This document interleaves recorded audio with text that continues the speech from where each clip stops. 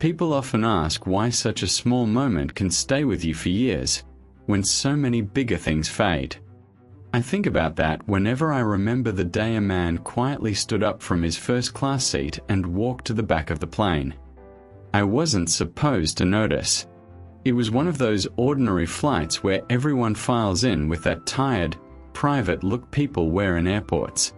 You know the feeling, shoes a little too tight from walking all day, emails still half finished in your mind, that thin blanket of stress that makes you stare at your phone even when there's nothing left to scroll. I had been upgraded to first class by chance. It felt like winning a small lottery I hadn't entered.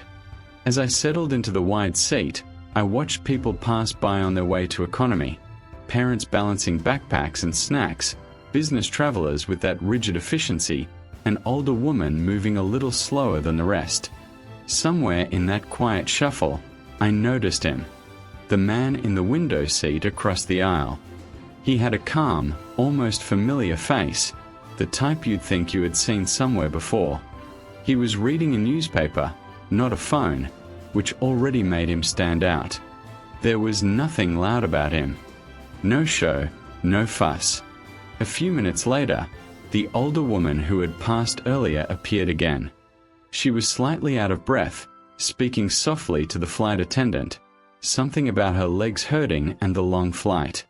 The attendant listened kindly, but with that helpless look people get when they wish they could change the rules but know they can't. Things like this happen all the time. We see them, then look away. It's not out of cruelty. It's just that everyone is carrying something, and we learn to protect our own small pockets of comfort. I watched, half involved, half detached, the way you might watch a scene from behind a window. And then, without any announcement or grand gesture, the man with the newspaper folded it, unbuckled his seatbelt, and stood up. He spoke quietly to the flight attendant, then turned to the woman and smiled. There was a short, almost awkward exchange. The next thing I knew, he had picked up his bag and was walking down the aisle toward the back of the plane. As the flight went on, I started to replay other moments in my life where I had clung to my version of a first-class seat. Times when I could have made room for someone else but didn't because I felt I had earned my place.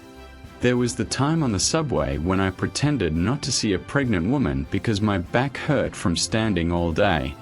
The time at work when I watched a colleague struggle with a deadline but didn't offer help because I didn't want my own workload to grow. The time at a family gathering when my father wanted to speak about something that worried him, and I cut him short because I was tired of what I called his negativity.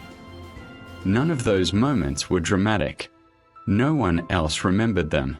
But suddenly, they gathered in my mind like quiet echoes of a pattern I hadn't noticed in myself, a pattern of guarding my comfort more fiercely than I protected my own kindness. Sitting there, I realized the real question wasn't why did he give up his seat? The question was why do I find it so difficult to do the same, in whatever form it takes in my own life? The plane lights dimmed, and the cabin sank into that strange, suspended intimacy that only exists at 35,000 feet. People around me drifted into sleep. Screens glowed faintly. Somewhere behind the thin curtain, he was now sitting in a narrow seat with less legroom, less privacy, more noise. I kept imagining how the view had changed from where he sat, from a spacious, quiet cabin with polished cutlery to the tight rows and steady flow of people stretching, reaching for overhead bins, asking to get past. I wondered if he felt any regret, or if, for him, the choice had already melted into the background of the day. That's when a simple, almost childlike thought arrived. What if he sleeps just as peacefully back there as he would have up here? It was an unsettling thought, because it put a spotlight on my own restlessness. I'd always believed that peace came from getting more comfort, more respect, more visible signs that I was doing better. I set goals, I reached for them, I measured progress in tiny external upgrades. And in some ways, that helped me move forward. But it also made me fragile. because every loss of comfort felt like a threat to my sense of self. This stranger, in one quiet movement from first class to economy, had shown me another possibility. Maybe peace was less about climbing to a nicer seat and more about how lightly you could hold the seat you already had. We landed hours later. People sprang up as soon as the seatbelt sign went off, the spell of enforced stillness broken. I gathered my things and stepped into the aisle. Ahead of me, I saw him again in the flow of passengers leaving the plane. He wasn't rushing or trying to reclaim any kind of special treatment. He moved with the same unremarkable calm. Outside the aircraft, in that long grey tunnel back to ordinary life, no one knew who had sat where. The distinction between first class and economy dissolved the moment we all stepped onto the same worn airport carpet. I didn't speak to him. I didn't thank him. I simply watched him disappear into the crowd, another traveler among many. But the quiet question he left behind kept traveling with me. In the days and weeks after that flight, the memory would surface at odd times. In the grocery store line when I felt irritated that someone was taking too long. In conversations where I caught myself defending my point of view a little too strongly. In moments when people needed my patience more than my opinion. I started to notice how often I mentally divided the world into first class and economy. Not just on planes, but everywhere. The car I drove. The job title printed under my name. The invitations I received or didn't receive. Even subtle things, whose messages I answered quickly and whose I postponed. I began to see how much energy I spent building an invisible ranking system, constantly checking, consciously or not, where I stood in it.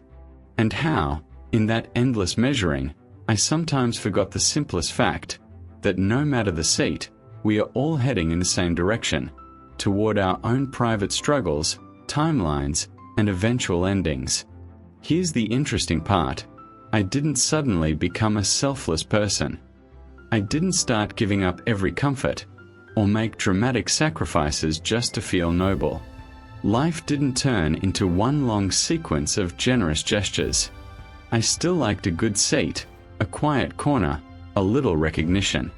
But something subtle shifted. A space opened up between what I had and how tightly I clung to it. The next time I was on a crowded train and an elderly man stepped on, I felt that familiar calculation start in my mind, the one that says, "You're tired too. Other people can offer their seat. You're not obligated." But over that noise, another question surfaced, gentle but persistent. Are you so attached to this bit of comfort that you can't let it go for someone else? I stood up. The man thanked me with a brief, surprised nod, and I realized the moment wasn't heroic at all. It was almost embarrassingly small. But inside, there was a quiet click, like something in my inner machinery had just shifted by a fraction of a degree. There were other moments. Choosing to listen fully when a friend repeated the same story about their problems. Taking a slightly worse schedule at work so a coworker could attend their child's school event. Letting someone merge in traffic even when I'd been waiting my turn. None of these acts made me a better person in anyone's eyes but my own. They didn't transform my life overnight. But they started to stitch a different rhythm into my days. A rhythm in which I was not always at the center, fighting to protect my position. Of course, I didn't always live up to this new awareness. There were days when stress tightened my heart back into its old habits, days when I snapped at people, guarded my time too fiercely, or silently judged those who didn't move at my pace. But even then, the memory of that stranger on the plane stood somewhere in the background, not as a rebuke, but as a reminder that I had another option. Over time, I realized something else about that moment in the sky. It wasn't really about the seat. It was about what the seat represented: importance, comfort, symbolic status. By leaving it willingly, he had done something quietly radical in a world that teaches us to hold on to every advantage. We are often told that success is about moving forward and upward, accumulating better versions of everything. The bigger salary, the nicer neighborhood, the more impressive circle of friends. Upgrades are presented as proof that we are progressing as people.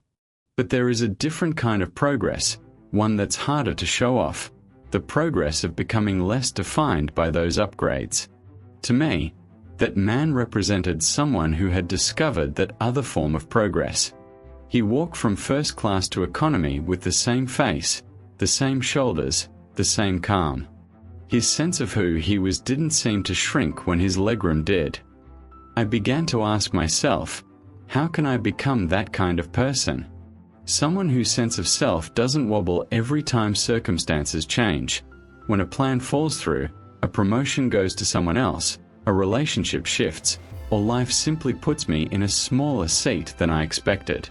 The answer that slowly emerged wasn't a list of moral rules. It was more like a question I could carry with me.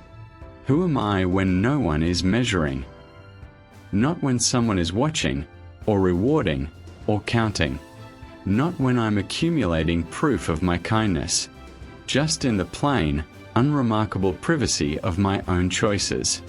On the plane that day, no one was really measuring. A few of us saw what happened, but we would have forgotten easily. There were no cameras, no applause. The only person who fully witnessed the significance of that act was the man himself. That's where the real lesson lies, I think. The simplest acts of goodness are not the ones that change how the world sees you. They're the ones that slowly change how you see yourself. Years have passed since that flight, and my life has carried me through joys and losses, closings and openings, seats at different tables in different rooms. I've sat in moments that felt like first class, safe, admired, comfortable. I've also sat in moments that felt like the back of the plane, overlooked, squeezed, a little too close to everyone else's discomfort. Through it all, that one quiet image returns to me.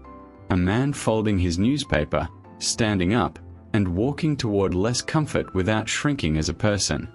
It reminds me that real dignity isn't about the chair beneath you, the title on your door, or the number in your bank account. It shows up in the ease with which you can set those things down when someone else needs them more, or when life simply takes them away. There is a calm kind of strength in that ease. It doesn't shout. It doesn't need recognition. It's the strength of someone who has learned that their worth is not made of leather seats and priority boarding, but of how they move through the world when those things appear, and when they disappear. I still like good seats. I still feel a small thrill when life occasionally upgrades me to a nicer room, a better opportunity, a bit of unexpected praise. But now, when those things come, I try to hold them with open fingers rather than a closed fist. Because I know, somewhere out there, there will be another chance to quietly step aside, to trade comfort for kindness. And in that small, almost invisible exchange, I'll be reminded of something far more valuable than any seat: the ongoing work of becoming a person I can live with peacefully. In the end, what stays with me from that day is not a story about a stranger or a celebrity or an act of public virtue. It's a soft realization I keep returning to whenever life tempts me to measure my value by my advantages. You are not the seat you sit in. You are the choice you make when it's time to stand up. And sometimes, the simplest act of giving someone else your place, your turn, your comfort, is not just a favor to them. It is a quiet way of teaching your own heart that it can live with less fear, less grasping, and a little more trust that who you are will still be there, no matter where you sit. That, to me, is the lesson that flight left behind. Real class is not printed on a boarding pass. It is written, slowly and silently, in the way we treat each other when no one is keeping score.